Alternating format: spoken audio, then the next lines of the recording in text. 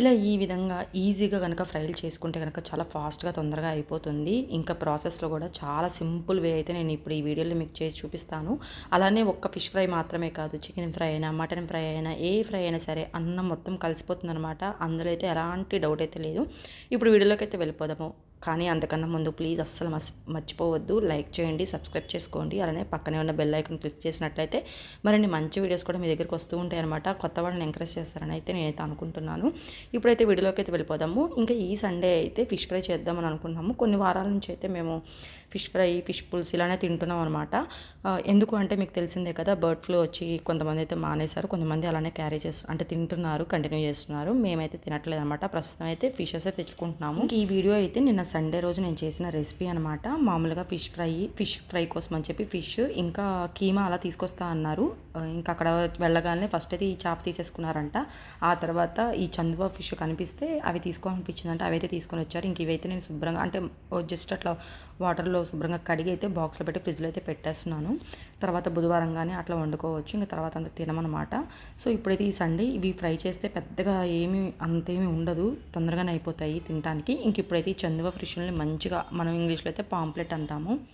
ఎప్పుడైనా సరే చేపల్ని స్మెల్ రాకుండా ఉండాలి అంటే కనుక ఇలా మజ్జిగ ఉంటాయి కదా పుల్లటివి, వాటిలో మంచిగా పసుపు వేసి శుభ్రంగా కడిగితే కనుక వాసన రాకుండా ఉంటుందన్నమాట. ఎప్పుడైనా సరే ఏ చికెన్ అయినా మటన్ ఏవైనా సరే కొంచెం ఇలా పుల్లటి మజ్జిగలో మనం క్లీన్ చేస్తే కనుక, లేదంటే వెనిగర్తో అయినా కనుక క్లీన్ చేస్తే అస్సలు స్మెల్ రావు. చందువా ఫిష్ అనేది చాలా స్మెల్ వస్తుంది అనమాట.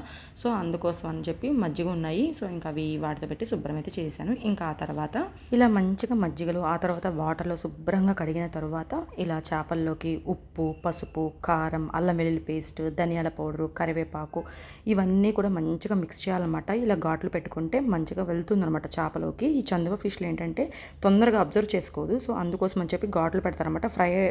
ఫిష్ ఫ్రై కోసం అయితే ఇలా ఘాట్లు పెట్టుకుంటే చాలా టేస్టీగా ఉంటుంది. మనం ఫ్రై చేసినప్పుడు కూడా లోపల వరకు వెళ్తుంది. అలానే 2 స్పూన్ల వరకు కార్న్ఫ్లోర్ వేయండి, క్రిస్పీగా వస్తాయి అనమాట. అసలు మంచిగా టేస్ట్ అయితే సూపర్గా ఉంటుంది ఇలా చేసుకున్నట్లయితే. చందువా ఫిష్లు పులుసు కన్నా కూడా ఇలా ఫ్రైకే బాగుంటుంది అనమాట.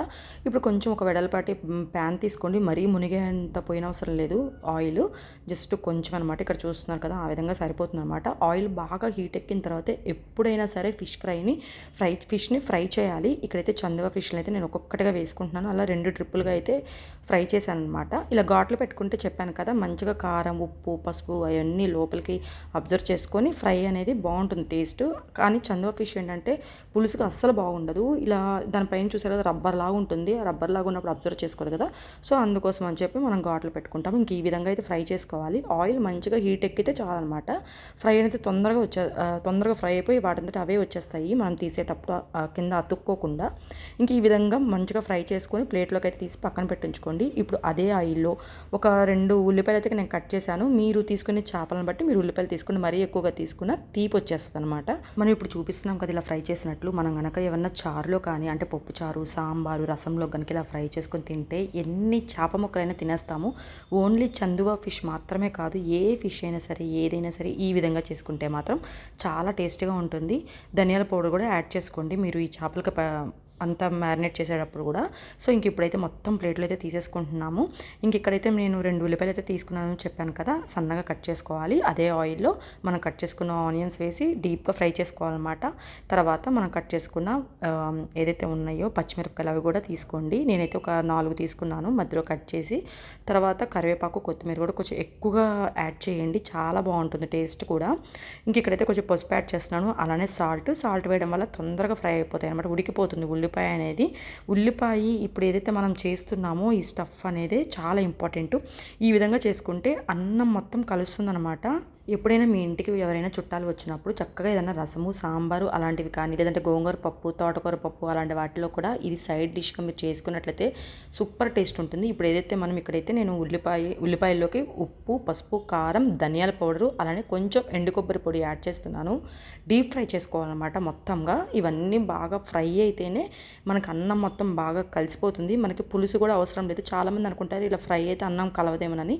ఈ విధంగా చేసుకోండి. మంచిగా మనకి అన్నం మొత్తం మిక్స్ అయిపోతుంది అనమాట. మనం ఆల్రెడీ చేపల్లో ఉప్పు పసుపు కారాలు అవన్నీ వేసాం కదా, ఆనియన్స్లో కూడా మనం ఉప్పు పసుపు కారం అవన్నీ చెక్ చేసుకోవాలన్నమాట. అప్పుడే బాగుంటుంది. ఇంకా ఫైనల్గా చేప ముక్కలు అయితే యాడ్ చేస్తున్నాను.